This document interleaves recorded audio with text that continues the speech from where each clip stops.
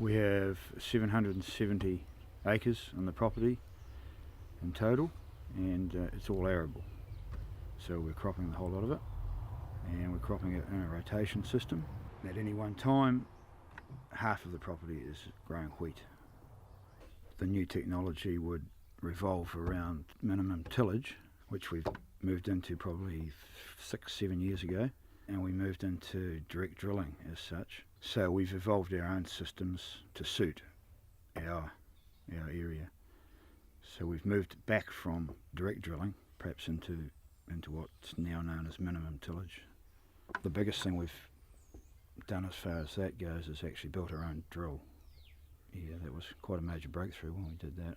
The reason we built one is because, well over $100,000 at the time, and we built one for about 20. We have an AirTech nozzle spraying system.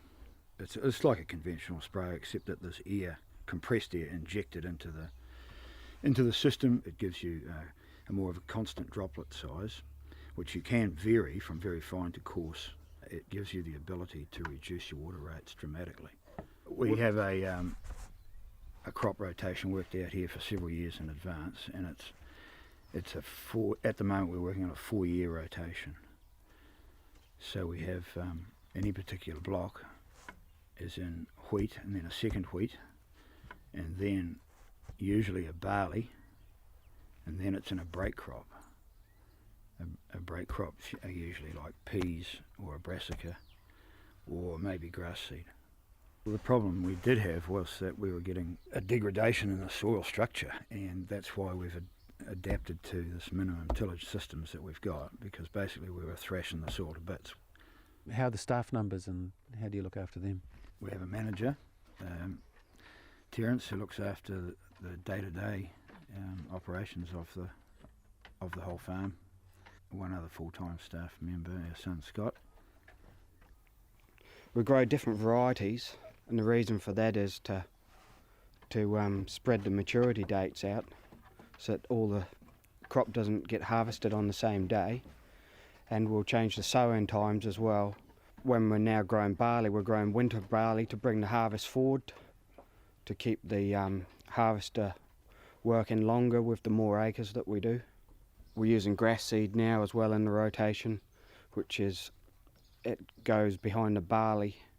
The barley's off early so you can get a sterile seed bed earlier. Use some of the break crops as soil conditioners. Like your brassica crops have got a good root structure to recondition the soil. Well, the advantages in having the farm spread out are you can be harvesting and get rained out and move somewhere else. Also, some of the blocks are different soil types, so some can be dry after a shower of rain. So you can be working on one farm after a shower of rain before the next one. The nitrogen at the start of the season is estimated for the yield of the crop, and you can change that as the year progresses. Like this year, because of the drought, we dropped the nitrogen back because the yield wasn't going to be there, so the crop wasn't going to use it. And we split the application into 3, and this spreads the risk out from nitrogen leaching as well as losing it to the atmosphere. We are sort of proving in a way that cropping is sustainable. It's never really been done in this district before to the extent that we're doing it now. There's always been cropping in this area, but it's always been combined with sheep farming. And when we made the decision 8 or 9 years ago to get rid of the last of our sheep, that was sort of a watershed time there, and really nobody else had gone to that extreme in this area before. And how's the lifestyle? Do you enjoy living here? Oh, I think we enjoy living here, yeah. It's pretty cruisy out here, and not a bad part of the world to live in. This is the pond that Matt was involved with not long before he had his accident, and him and Scott and Tal, they cleaned this pond out. It was all covered in willow trees, and they got a digger in here and cleaned it all out, and with a view to building this mai here and using it as a duck pond. And unfortunately he was killed before the mai was built.